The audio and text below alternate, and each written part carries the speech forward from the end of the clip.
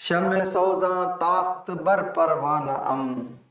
شمع سوزاں تاخت بر پروانہ ام، باد شب خون ریخت بر پیمانہ ام۔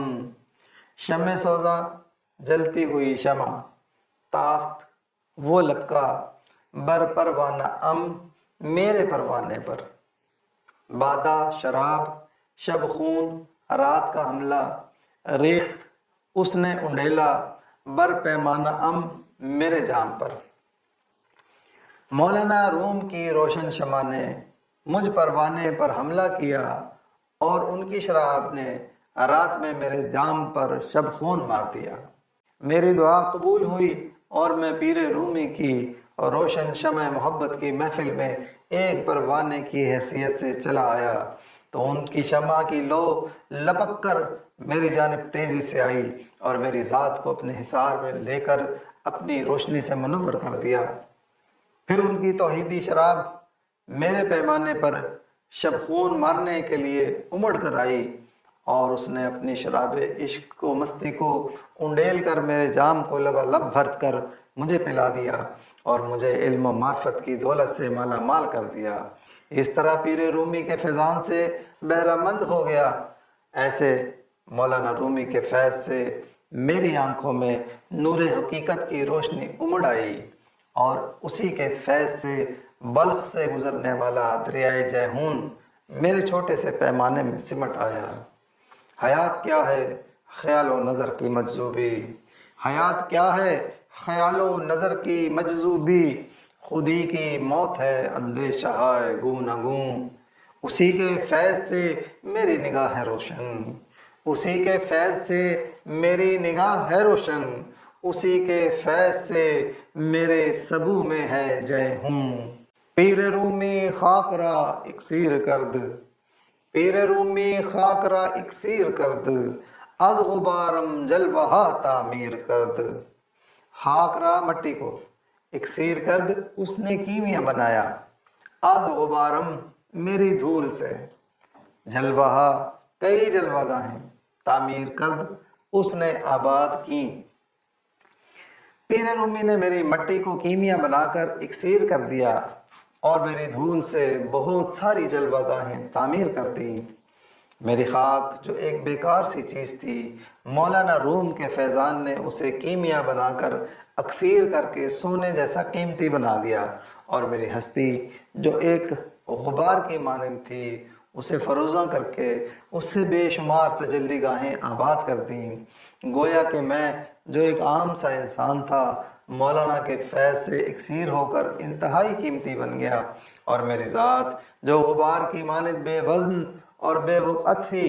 مولانا کی تجلیات نے اسے جلوہ گاہوں کی صورت میں آباد کر دیا، جو حق کی روشنی دنیا میں پھیلانے کا سبب بن گئی۔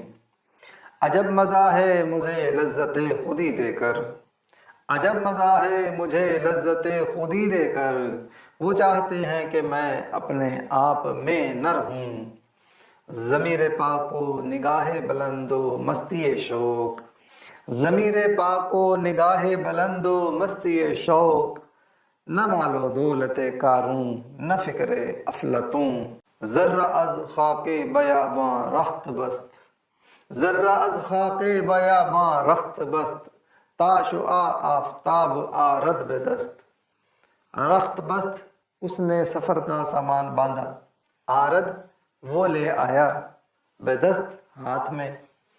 میری مٹی کے ذرات نے جنگلات کے سفر کا سامان باندھا، تاکہ ایک شعاع اپنے ہاتھ میں سورج پکڑ لے۔ مولانا کی ذات کے فیض اور روشنی پانے کے لیے میری مٹی کے ذرات مولانا کے افکار کے جنگلات اور بیابانوں میں بکھر گئے، اور ایک نئے سفر کا آغاز ہو گیا، تاکہ میری ذات کا ہر ایک ذرہ سورج بن جائے، اور ہر سورج امت مسلمہ کے افق پر طلوع ہو کر روشنیاں پھیلا کر اندھیروں کو چاک کر دے۔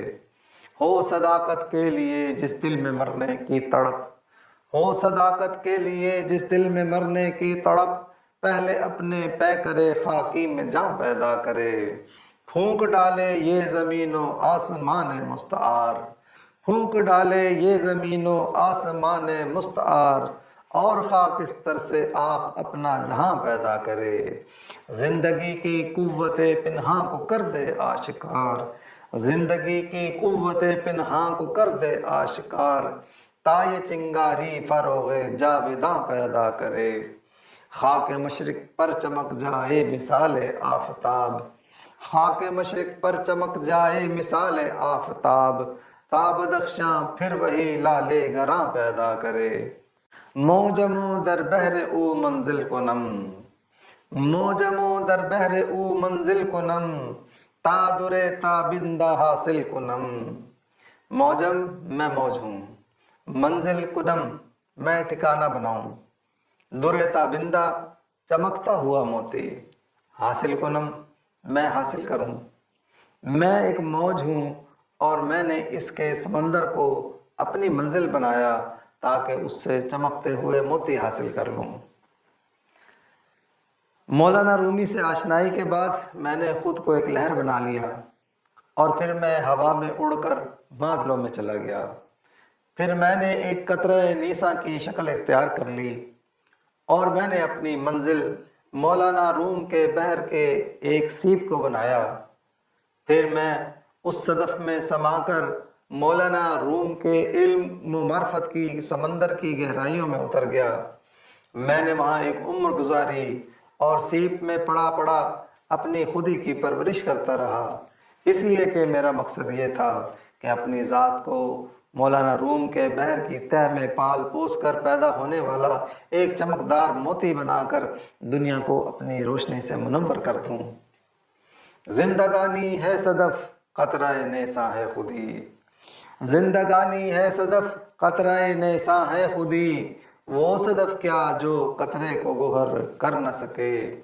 ہو اگر خود نگرو خود گرو خود گیر خودی، ہو اگر خود نگرو خود گرو خود گیر خودی، یہ بھی ممکن ہے کہ تو موت سے بھی مر نہ سکے۔